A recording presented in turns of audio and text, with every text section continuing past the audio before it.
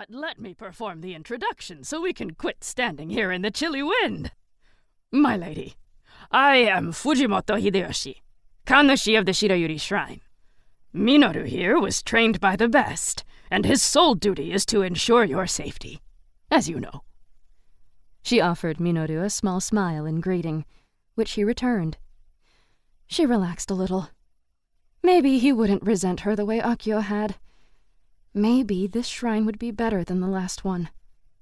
And this, Fujimoto continued, indicating the woman beside Minoru, is the lovely Nanako, our esteemed Miko of nearly 20 years.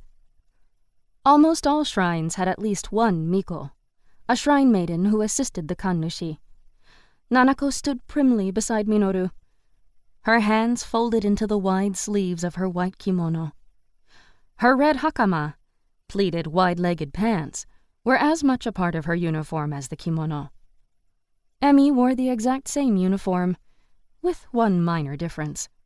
Nanako's garments were worn and threadbare, the colors duller than they should have been and interrupted by thin, carefully stitched repairs. Emi's, on the other hand, were of the finest material, the white as pure as fresh snow, and the crimson hakama as vibrant as the red spider lily that grew wild in the forests and meadows of the mountains. Emi attempted another smile, but Nanako merely nodded, the motion jerky and her brown eyes unfriendly. Emi swallowed a sigh.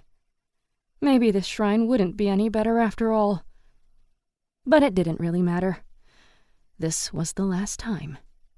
In 2 months, she would be gone, and the enmity of a Miko, or any human for that matter, would no longer concern her.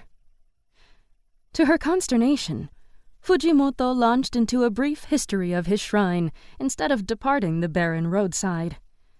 She listened attentively anyway as he spoke of the shrine's founding over a millennium ago, the location chosen to be a safe bastion on the edge of the barely explored wilderness to the north.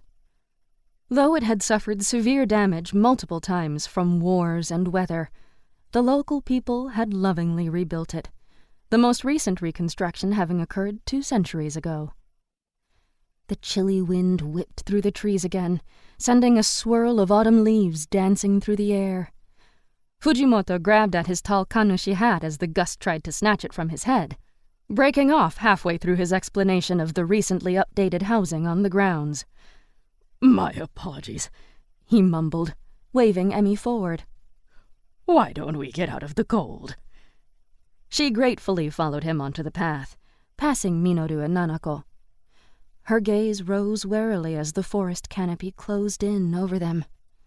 Green spruce and pine trees competed with arching boughs laden with yellow, orange, and red leaves. The occasional bare branch twisted through the colorful display like a skeletal arm. The quiet clearing of a male throat stopped her. She glanced back to see Minoru standing on the path halfway between her and the road. He pointed with his chin. Her luggage sat on the side of the dirt road, abandoned. Fujimoto wrung his hands as his face reddened. Minoru, good man, fetch the lady's bags, would you? The words came out in a rush, his embarrassment obvious. I'm afraid I can't, Minoru replied in the kind of slow, deep voice that could quell any fear. He lightly thumped the butt of his bladed staff on the ground. I can't be encumbered, just in case. Ah, yes, the lady's safety is, of course. I can get them, Emi said quickly. She'd never carried her bags before. She didn't even know how heavy they were. But she could do it. Nothing wrong with her arms. She took a hurried step toward her luggage. Fujimoto made another yelping sound and grabbed her arm to stop her. She gasped. Stuttering apologies, Fujimoto whipped his hand away as though she'd burned him.